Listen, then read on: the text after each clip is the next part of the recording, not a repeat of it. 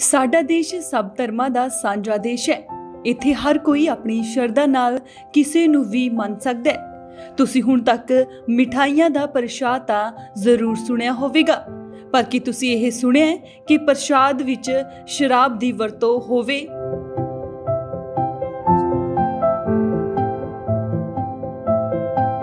जी हाँ, यह प्रशाद छकाया अते चढ़ाया जाता है।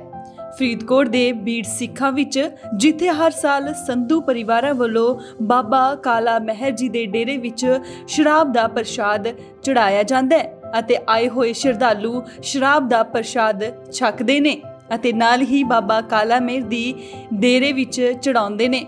ਜਿਹੜੇ ਸ਼ਰਧਾਲੂ हद तो ਵੱਧ प्रशाद छकदे ने ਉਹ ਥਾਂ-ਥਾਂ ਤੇ ਡਿੱਗੇ ਹੋਏ ਆਮ ਹੀ ਵੇਖੇ ਜਾਂਦੇ ਨੇ।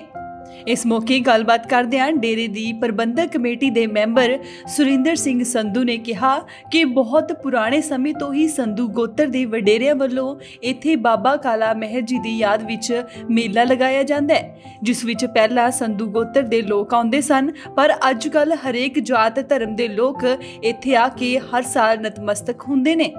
उन्होंने दस्सिया कि इत्थे नवे विआहे जोड़े भी आउंदे ने अते हर आउण वाले दी मनोकामना इत्थे पूरी हुंदी है। उन्होंने दस्सिया कि इस स्थान ते बाबा काला मेहर जी पशु चराया करते सन अते इस जगह ते उन्हां पास गोरखनाथ भी आए सन अते उन्होंने बाबा काला मेहर दी परीक्षा भी लई सी, जिस विच बाबा काला मेहर पास होए सन।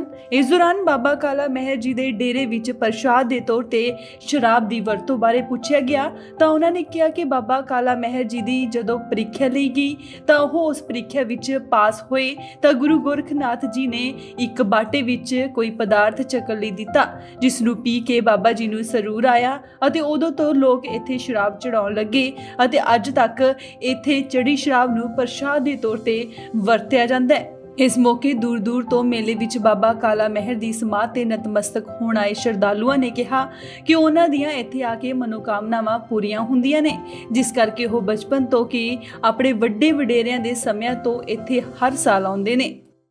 मेरा नाम जशनदीप सिंह संधू।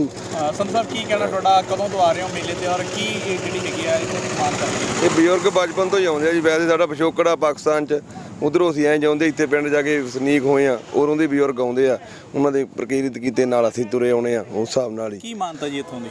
मानता बहुत जो भी आपां सच्चे मन नाल महाराज तो मनदे आ, ਉਹ ਮੰਗਾਂ ਪੂਰੀਆਂ ਹੁੰਦੀਆਂ ਬਾਬੇ ਦੇ। ਇਹਨਾਂ ਬਾਬੇ ਦੇ ਲੰਗਰ ਲੋਕ ਉੱਥੇ ਆਮ ਲੰਗਰ ਚੱਲਦਾ, ਇੱਥੇ ਸ਼ਰਾਬ ਦੇ ਲੰਗਰ ਨੂੰ ਮੰਨਿਆ ਜਾਂਦਾ, ਉੱਥੇ ਹਰੇਕ ਸੁੱਖਾਂ ਪੂਰੀਆਂ ਹੁੰਦੀਆਂ।